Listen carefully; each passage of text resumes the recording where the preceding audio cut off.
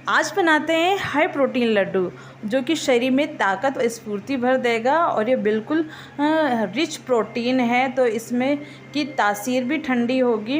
ये जो लड्डू है हमेशा सर्दियों के लिए बनाए जाते हैं, लेकिन ये एक स्पेशल तरीके के लड्डू है जिनमें ऐसे इंग्रेडिएंट है जो कि ये शरीर को ठंडक भी प्रदान करेगा। उसके साथ साथ इसके में प्रोटीन भी भरपूर मात्रा में होगा, जो बच्चों से लेकर बड़े इसको कोई भी खा सकता है। और आप ये रेसिपी देखने के लिए बने रहे हैं पूरे व्लॉग के साथ।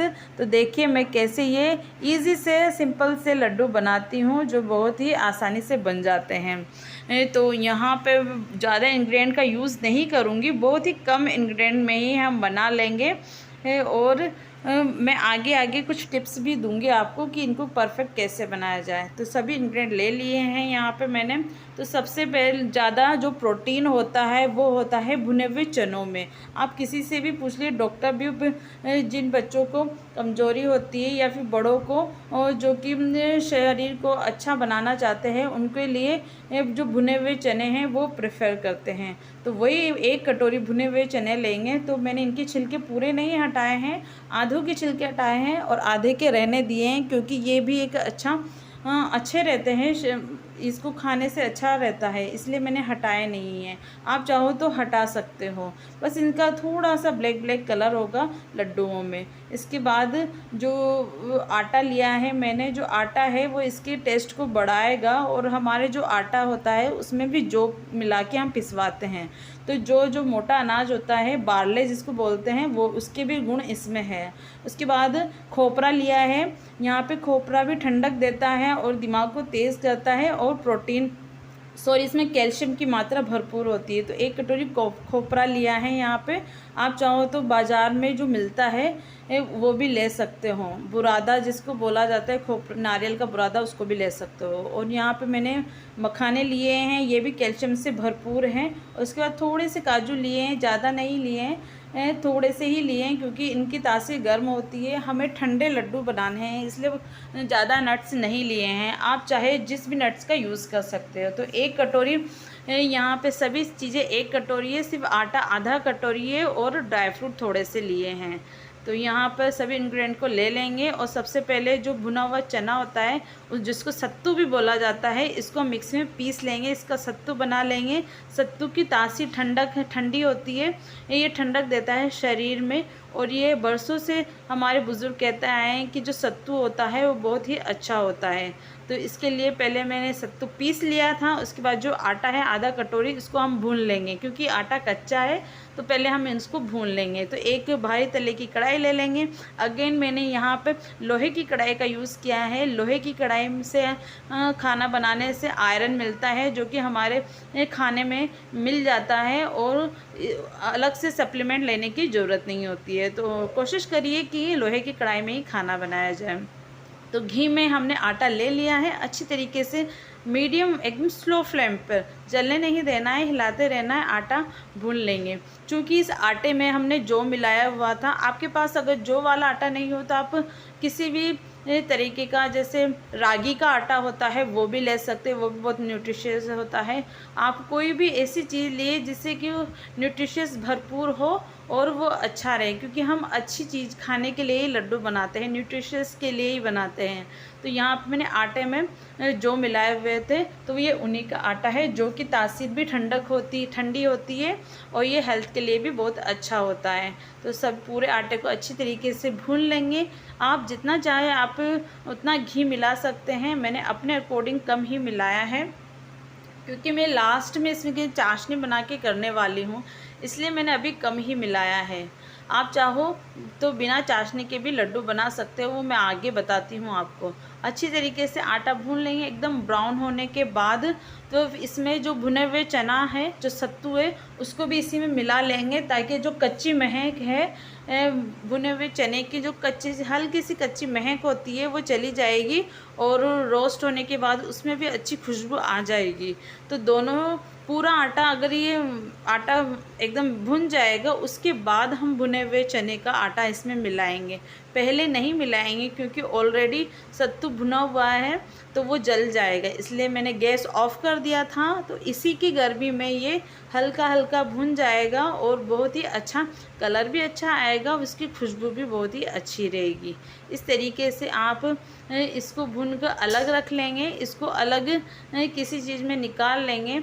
आप चाहो तो इसमें और घी मिला सकते हो, लेकिन मेरे लिए एक्यूरेट था इसलिए मैंने थोड़ा सा ही मिलाया था।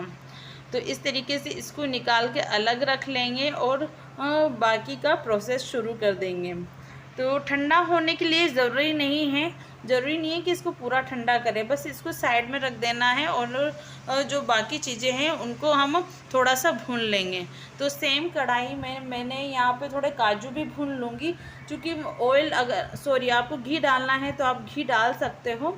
मेरा मानना है कि नट्स को ज़्यादा भूनने से उनकी न्यूट्रिशियस वैल्यू कम हो जाती है, इसलिए मैंने हल्का हल्का उसके चकते लगने दिए, बस ज़रा सा इसको भुना है, ज़्यादा नहीं भुना है, थोड़ा सा भून लेंगे। इसके बाद आप चाहो तो खोपरा भी भून सकते हो, लेकिन मुझे भुने हुए खोपरे की महक अच्छी नहीं लगती, इसलिए मैं नहीं भून रही हूँ। इसके बाद मखाने भी हम भून लेंगे, क्योंकि मखानों को हमें पीसना है, इसलिए मखाने को भुनना बहुत ज़रूरी है, तभी ये खाने लायक हो पाते हैं। नहीं तो इसमें मॉइस्चर रहता है तो ये अच्छी तरीके से चब नहीं पाते हैं, इसलिए हल्के हल्के इसमें भूनते रहेंगे। बिना घी के भी मखाने भुन जाते हैं और अच्छे क्रिस्पी हो जाते हैं। मखाने भी जो कैल्शियम से भरपूर होते हैं और ये तो सभी को खाने ही चाहिए, बहुत ही अच्छे रहते हैं और डाइजेस्ट भी अच्छी तरीके से हो जाते हैं, क्योंकि और नट्स इतने अच्छी तरीके से डाइजेस्ट नहीं हो पाते हैं, पर मखाने अच्छी तरीके से जल्दी ही डाइजेस्ट हो जाते हैं, इसलिए इनको भी हमें अपनी डाइट में शामिल करना चाहिए। तो इनको भी अच्छी तरीके से भून कर निकाल लेंगे, हम एक साइड में रख देंगे। सेम कढ़ाई में 1 कटोरी हमने पानी लिया है और उसमें हम आधे कटोरी यहाँ पर मिश्री का यूज़ कर रही हूँ मैं। आपके पास मिश्री ना हो तो आप शक्कर का यूज़ कर सकते हो या फिर गुड़ का यूज़ कर सकते हो। तो ये धागे वाली मिश्री है जो कि ये अच्छी रहती है, खाने के लिए अच्छी होती है और इसकी तासीर भी ठंडी होती है। जो गर्मियों में जो चीज़ें बनाई जाती है उसमें मिश्री का यूज़ किया जाता है, ताकि ये गर्म नहीं होती, ठंडी रहती है और अच्छी रहती है पेट के लिए भी। तो इसको अच्छी तरीके से पिघलने देंगे। इसमें ये देखिए धागा निकल रहा है, तो इस धागे को हमें रिमूव करना है, ये खाने में नहीं जाना चाहिए, इसलिए पहले इसको पिघला लेंगे, धागा निकाल लेंगे। आप चाहो तो बिना चाशनी वाले लड्डू भी बना सकते हो, क्योंकि चाशनी वाले लड्डू की शेल्फ़ लाइफ थोड़ी कम होती है, पर लेकिन मैंने बहुत सारे लड्डू बनाए, अपने चैनल पे भी डाले हुए हैं और हमेशा मैंने बिना चाशनी वाले ही लड्डू बनाए हैं, ताकि वो उनकी शेल्फ़ लाइफ अच्छी हो। लेकिन ये पहली बार है मैंने ये वाले लड्डू चाशनी के साथ बनाए हैं, क्योंकि बहुतों को ऐसा होता है कि कच्ची चीज़ें, जो कच्ची शक्कर होती है उनसे खांसी वगैरह का डर होता है, किसी को रहता है कि खांसी हो जाती है, इसलिए वो अवॉइड करते हैं कच्ची चीज़ें खाने से। इसलिए यहाँ पे मैंने इसको पका लिया था मिश्री को, ताकि किसी को भी कोई प्रॉब्लम ना हो, और इस तरीके से भी आप लड्डू बना सकते हो और बिना पिसी हुई शक्कर का यूज़ किए हुए। तो इस तरीके से आप चाशनी बना के लड्डू बना सकते हैं, उसका एंजॉय कर सकते हैं। हाँ, अगर आप चाशनी नहीं बना रहे हो, इसमें इलायची पाउडर डाला है मैंने, अगर चाशनी नहीं बना रहे हो तो मिश्री को पीस लेंगे, उसके बाद गरम इसमें मिला देंगे सभी चीज़ें। जो हमने आटा भुना था उसी में सारे नट्स और बूरा या फिर शक्कर का बूरा या फिर पिसी हुई शक्कर मिलाकर इसको घी डाल के अच्छी तरीके से लड्डू बन जाते हैं। तो उस तरीके से भी आप बना सकते हो, या फिर और भी जो लड्डू बनाने की रेसिपी मेरे चैनल पे अवेलेबल है, आप उनको भी देख सकते हो।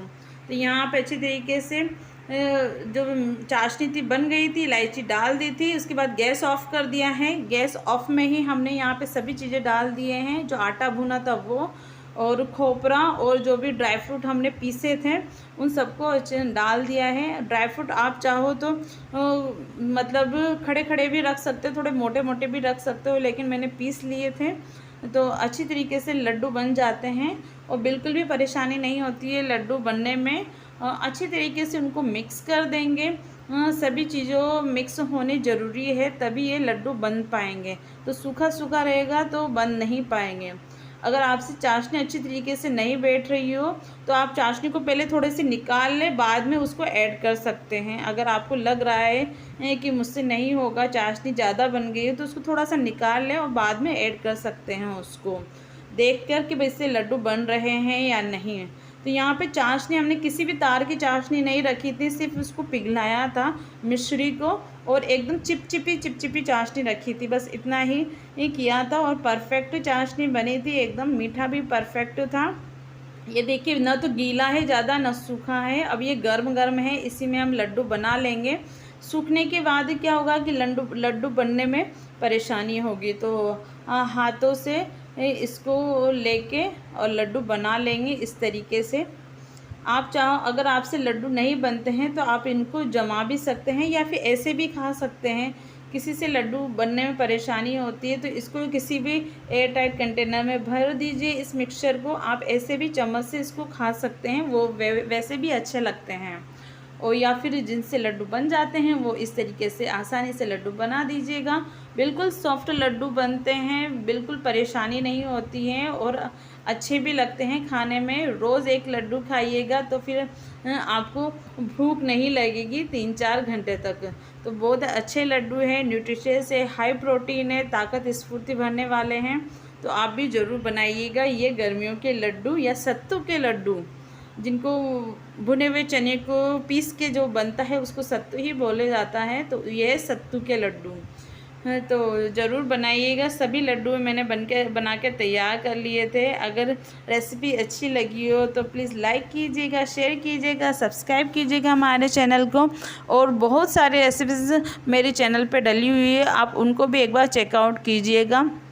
हाँ, मैं नई नई तरह की रेसिपीज़ बनाती रहती हूँ, तो बेल आइकन पर क्लिक ज़रूर कीजिएगा ताकि आने वाली जो रेसिपीज़ हैं उनके नोटिफिकेशन आपको मिल सके।